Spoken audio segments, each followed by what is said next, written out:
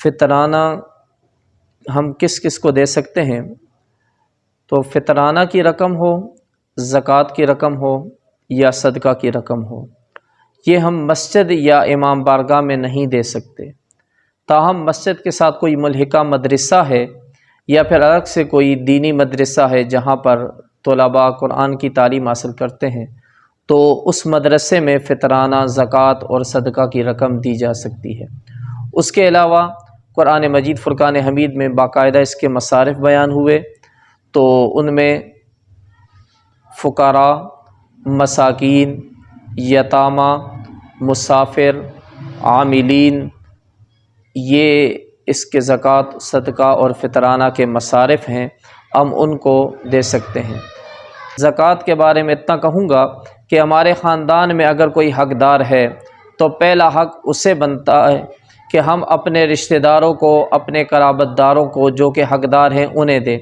اگر رشتہ داروں میں کوئی حقدار نہیں ہے تو پھر ہم اپنے محلے میں دیکھیں، اپنے ہمسایوں میں دیکھیں کہ ہمارے ہمسایوں، پڑوسیوں، محلے میں سے کوئی حقدار ہے تو ہم انہیں زکوٰۃ ادا کریں۔ اگر وہاں بھی کوئی حقدار نہیں ملتا تو پھر ہم اس کو دوسرے مقامات پر جا کر زکوٰۃ ادا کر سکتے ہیں۔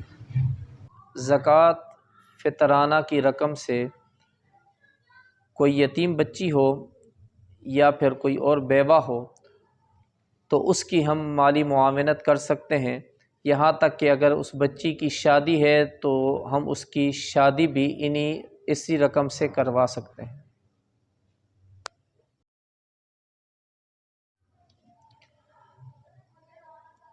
ایک عورت اگر بیوہ ہے لیکن وہ صاحب نصاب ہے، صاحب ثروت ہے، اور کیا ہم اس کو زکوٰۃ دے سکتے ہیں یا نہیں؟ تو اس صورت میں جو کہ خود صاحب نصاب ہے، صاحب ثروت ہے، ہم اس کو زکوٰۃ نہیں دے سکتے۔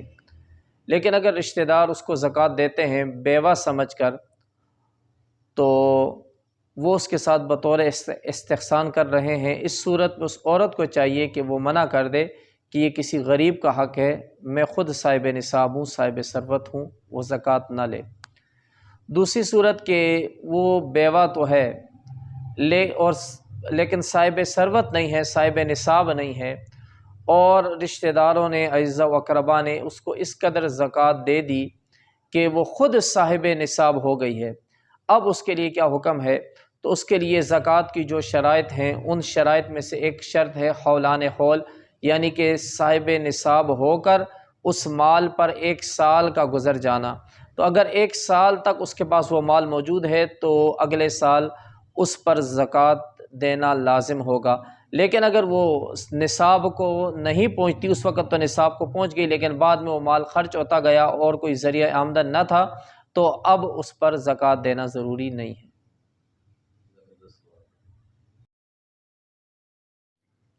فطرانہ ہو، زکوٰۃ کی رقم ہو یا صدقہ ہو، تو جس کو ہم دیتے ہیں اس کو بتانا ضروری ہے یا نہیں؟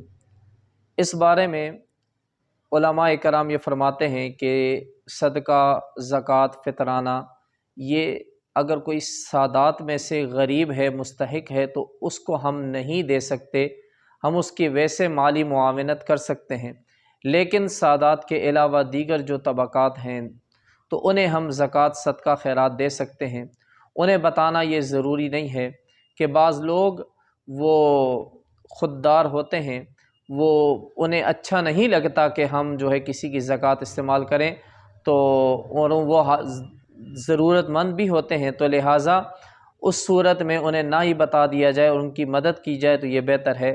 لیکن جہاں پر یہ نہیں، اس میں کوئی عیب نہیں سمجھا جاتا، جس طرح کے مدارس ہیں، وہاں کے مدارس کے جملہ معاملات زکوٰۃ، خیرات، صدقات سے چلتے ہیں، یا پھر اور دیگر لوگ ہیں طبقے کے جو کہ خود سائل ہیں، خود مانگتے ہیں، تو انہیں اگر بتا بھی دیا جائے تو اس میں کوئی حرج نہیں ہے۔